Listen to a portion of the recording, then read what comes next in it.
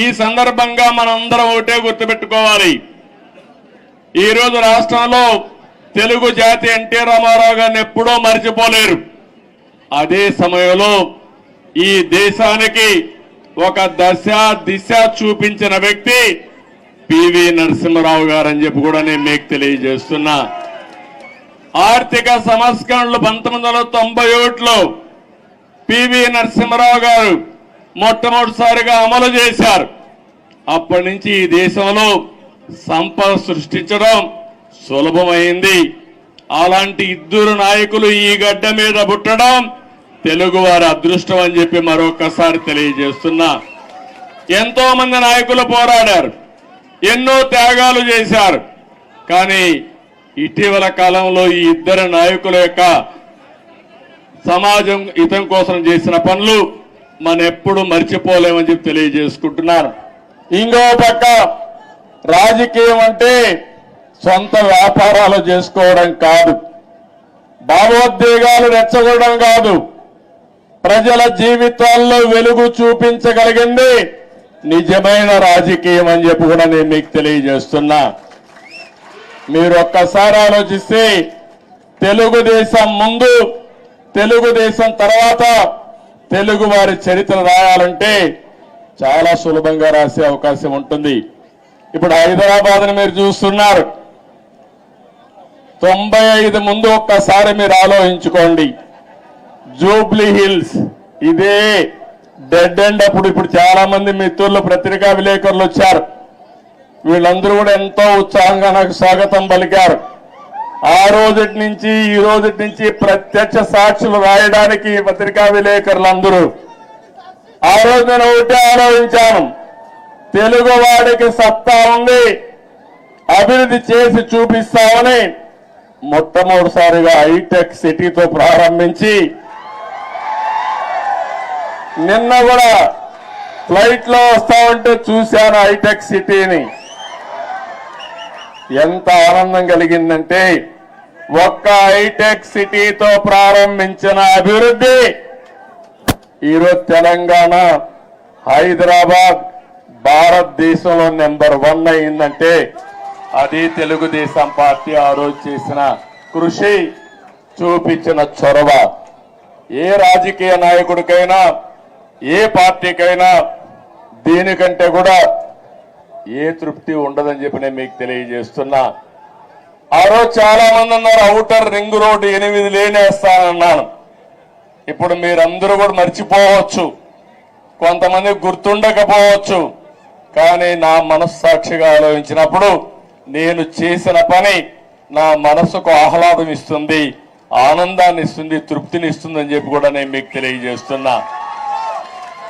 ఒక ఎయిర్పోర్ట్ కానీ ఇవన్నీ కూడా ఆ రోజు దూరదృష్టితో ఆలోచించి మనం చేశాం. నాలెడ్జ్ ఎకానమీకి నాంది పలికాం. చాలా మంది నాలెడ్జ్ ఎకానమీ అంటే ఎక్కడన్నారు, దానికి చిరునామాగా హైదరాబాద్ తయారు చేసిన ఘనత, ప్రారంభించిన ఘనత తెలుగుదేశం పార్టీది. అదే సమయంలో ఆ తర్వాత వచ్చిన అన్ని రాజకీయ పార్టీలను అభినందిస్తున్నా. కాంగ్రెస్ పార్టీని ఆ తర్వాత 10 ఏళ్లున్నారు, 3 ముఖ్యమంత్రులు వచ్చారు, ఎవరు కూడా చెడగొట్టల. తర్వాత టీఆర్ఎస్ వచ్చింది, 10 ఏళ్లున్నారు, వాళ్ళు కూడా చెడగొట్టల. ఇప్పుడు మళ్ళా కాంగ్రెస్ వచ్చింది, రేవంత్ రెడ్డి గారు ముఖ్యమంత్రి అయ్యారు, మళ్ళా అభివృద్ధిని ముందుకు తీసుకుపోతున్నారు.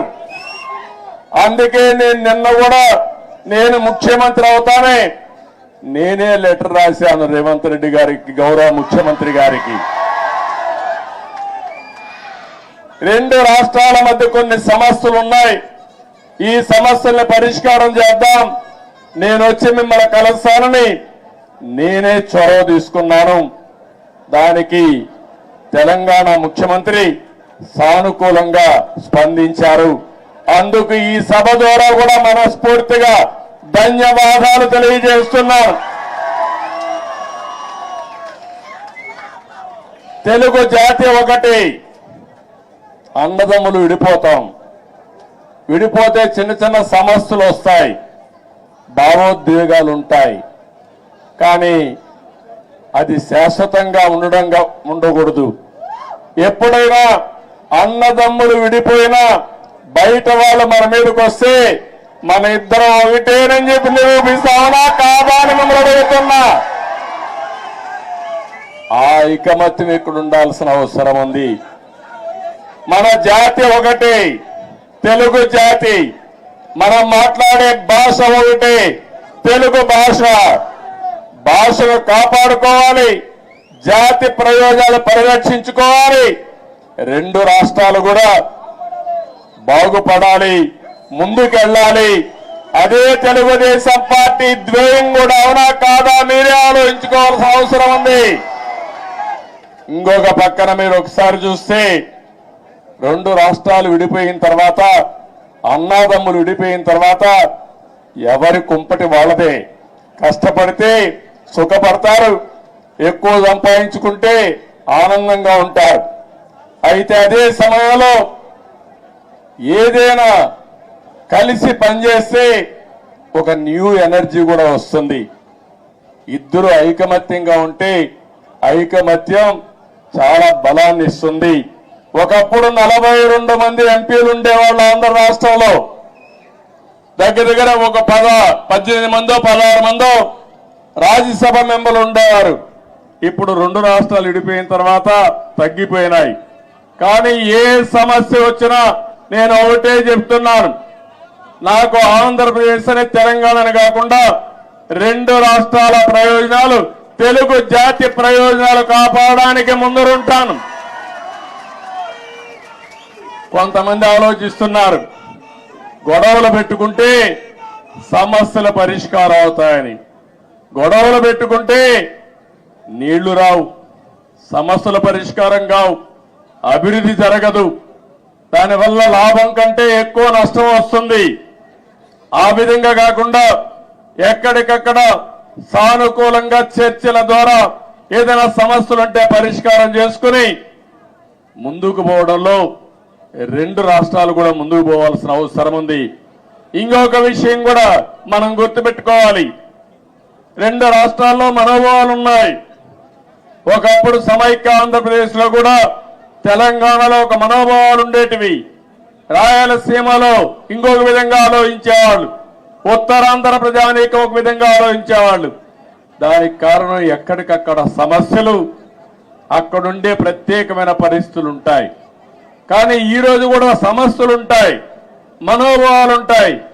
అందరి మనోభావాలు గౌరవిస్తూనే ఎక్కడికక్కడ ఐకమత్యంగా పోయి ఇచ్చిపుచ్చుకునే ధోరణిలో సమస్యలు పరిష్కారం చేసుకోగలిగితే దానికంటే ఇంకొకటి ఉండదని చెప్పి కూడా నేను మీకు తెలియజేస్తున్నా.